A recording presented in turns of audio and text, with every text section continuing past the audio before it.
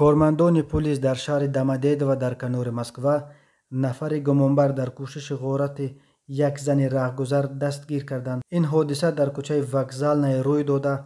لحظه حمله غارتگر به زن رهگذر را ویدیو کامراهای نظارتی ثبت کردند. در ویدیو دیده می شود که غارتگر مسلح با کارد کوشش می کند تا سمکه دست زن را کشیده بگیرد، ولی زن به او مقاومت نشان داده. در نهایت به او میسر می شود که از دست غارتگر خود را خلاص کند. غارتگر بعد برار نگرفتن کوشش غارتش از جای حادثه فرار می کند، ولی کارمندان پلیس بر اساس ثبت ویدیو کامراهای نظارتی شخصیت او را معین و گمانبر را دستگیر کردند. شبکه تلویزیونی 360 خبر داد که دستگیر شده زاده یکی از کشورهای آسیای مرکزی می باشد. اسم او و از کدام کشور بودنش اعلان نشده است، ولی گمانبر را به حبس گرفتند. به او تا 8 سال زندان تهدید می کند.